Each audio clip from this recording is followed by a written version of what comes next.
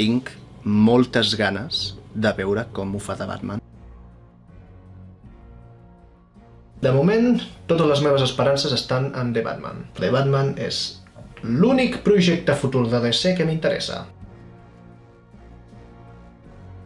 The Batman està dirigida per Matt Reeves, director de Cloverfield, i és l'esperat reinici del superheroi protagonitzat per Robert Pattinson. Aquesta era una de les meves pel·lícules més anticipades de l'any, així que em fa molta il·lusió poder parlar d'ella. Som-hi!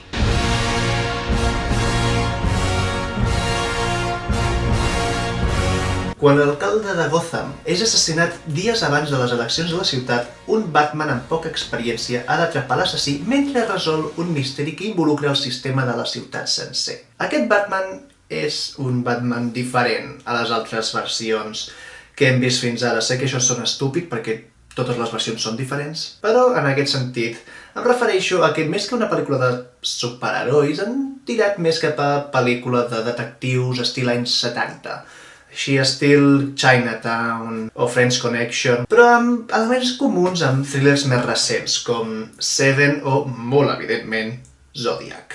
Tenim unes quantes escenes de Batman entrant a escenes del crim, investigant, buscant pistes... És un Batman molt intel·ligent. Però això no vol dir que no hi hagi escenes d'acció, al contrari les hi ha, són moltes i collons si fan mal de veure, són totes molt bones. La banda sonora de Michael Giacchino, a més, és sorprenentment bona. Dic sorprenentment no perquè Michael Giacchino sigui un mal compositor, al contrari, és un bon compositor. Però és que les altres bandes dels altres Batmans les han fetes grans de la música. Danny Elfman, James Newton Howard, Hans Zimmer... Així que la feina de Michael Giacchino sigui memorable ja és molt. I mereix estar entre aquests noms. Però el que per mi és el més interessant d'aquest Batman està en el títol. És el The Batman, l'home ratpenat, aquest article. Aquest article li afegeix cert misticisme. És com l'home del sac, un monstre que sempre està present, que quan els criminals veuen el senyal al cel fugen de les ombres, tement que estigui allà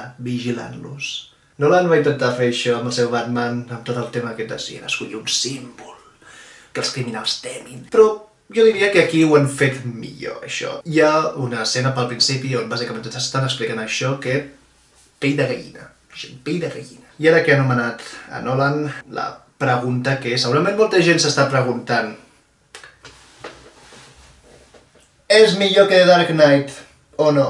La segona pel·lícula de la trilogia de Christopher Nolan està considerada per molts no només la millor pel·lícula de Batman, sinó la millor pel·lícula de superherois de la història. És The Batman millor?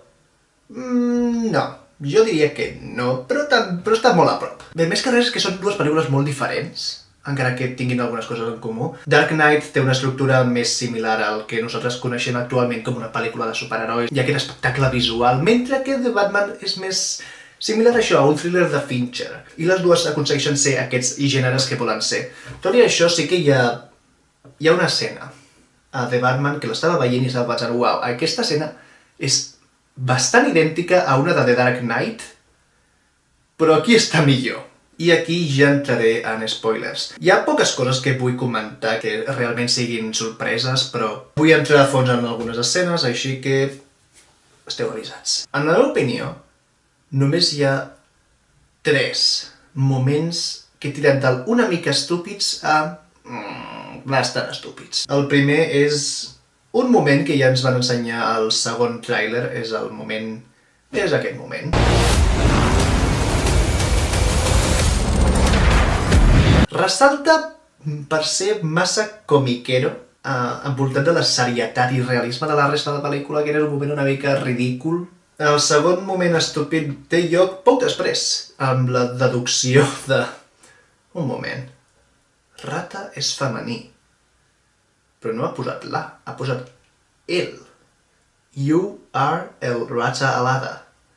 URL, URL. Oh, Déu meu, vol que entrem a internet! Vull dir, entenc que molts d'aquests codis siguin jocs de paraules, però aquest és que és molt tonto. Que, per cert, ratalada.com és una web real. Pots entrar. Enigma va penjant missatges, codis... Fa una mica de por. I el tercer moment estúpid El comentaré més tard.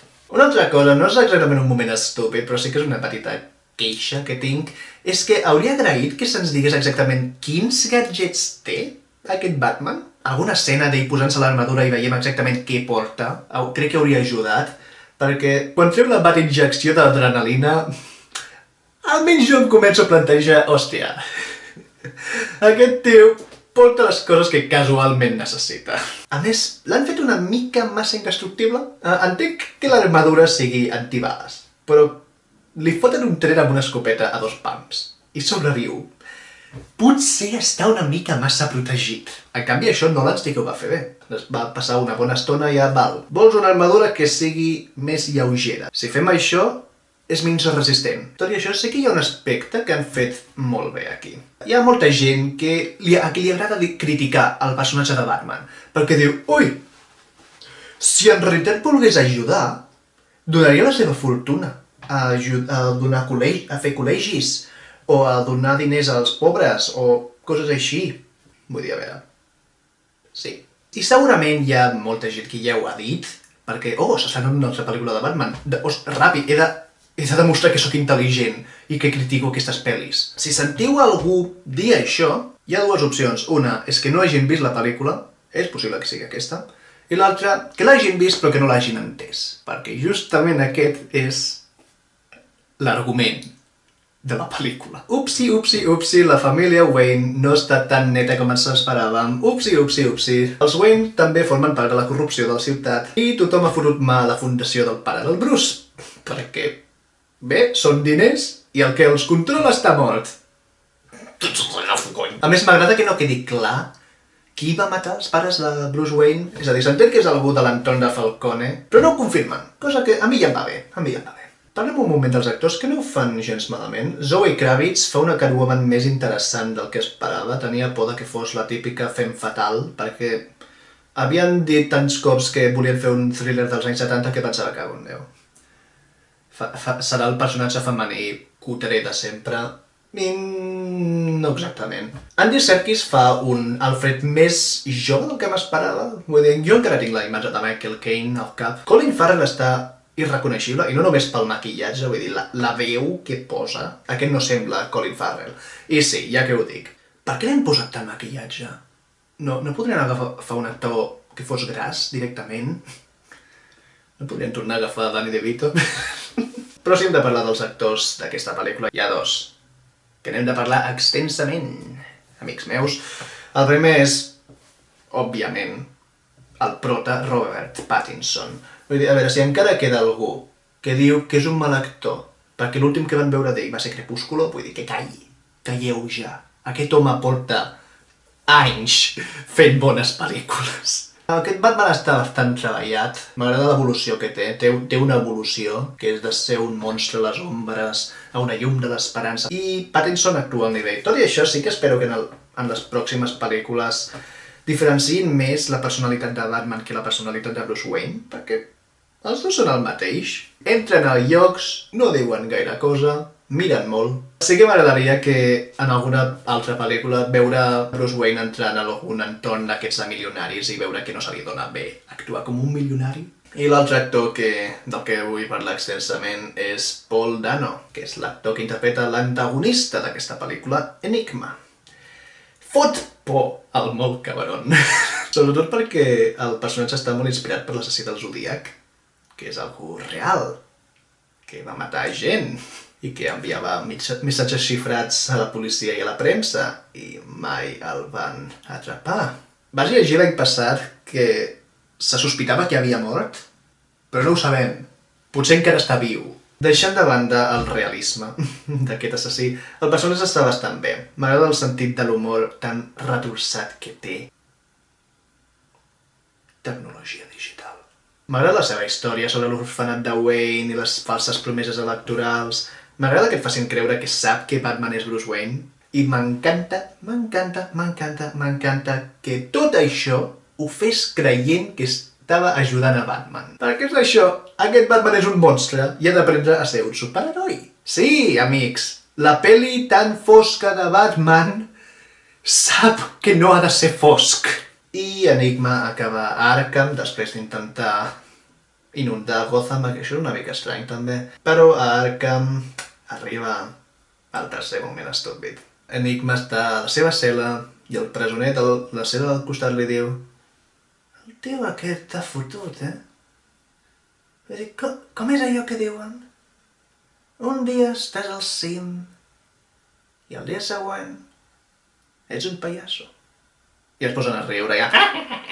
Se li veu una mica un somriure una mica retorçat.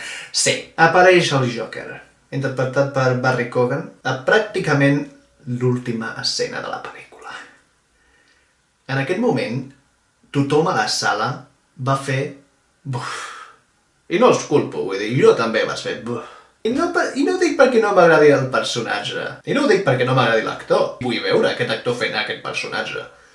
Però és una mica escena postcrèdits barata, i encara més barata perquè te la van posar abans dels crèdits. A més, crec que hem tingut com una saturació de Jokers recentment. No soc l'únic que pensa que hem tingut molts Jokers últimament, i encara hi ha com molts antagonistes de Batman que no han sortit a tantes pel·lícules. I tinc curiositat per veure aquests. Vull dir, per exemple,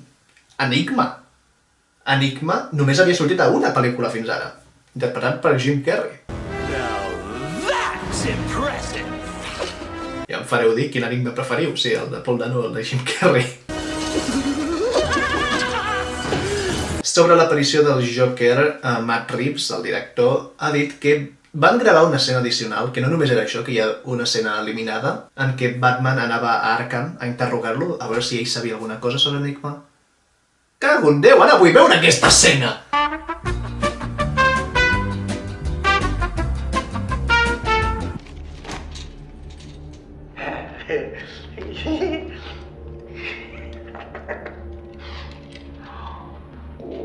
Però per mi el verdader bromista no és el Joker aquí, sinó Matt Reeves dient que no té previst explorar el Joker a una seqüela. Oh, i tant! Segur que diu la veritat, segur que és veritat, Matt. Ha ficat a la pel·lícula l'antagonista més famós de Batman, interpretat per un actor conegut, i l'ha fet dir la frase: a Gotham li encanten els retorns, però no he pensat fer una seqüela amb ell. Segur que és veritat. Vull dir, mentrestant sí que tindrem una sèrie preqüela sobre Jim Gordon i la policia de Gotham, i una altra sèrie sobre el Pingüí i segurament una pel·lícula seqüela, però no tenen previst que surti el Joker, sí, ja, oh i tant, això sí que és la broma. Em fa gràcia que DC vulgui fer un univers fílmic sobre Batman, perquè bàsicament és el que estan fent. Però volen continuar amb el DCEU, que ja té un Batman. És a dir, estan fent dos universos separats, cadascun amb un Batman diferent. Igualment, segurament veuré la sèrie de la policia de Gotham, segurament veuré la sèrie del Pingüí, i segur que vaig a veure la seqüela quan decideixen fer-la, perquè m'agrada aquesta versió de Gotham que han presentat. M'agrada aquest ton noir, m'agrada aquest nou Batman. Ja fa temps.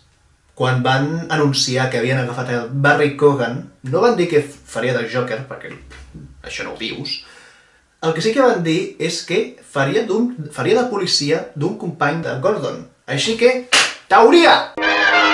Keoghan sortirà a la sèrie de la policia de Gotham fent un policia extrem i en algun moment caurà a un contenidor d'àcid, quedarà deformat i aleshores es convertirà en el Joker. Pum!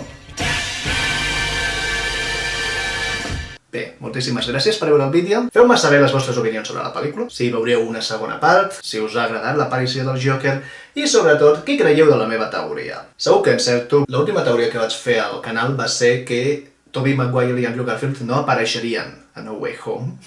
I tots sabem com va anar allò. Vinga, us deixo que fa molts anys que la plaça de les Glòries està en obres i he de fer una mica de venjança.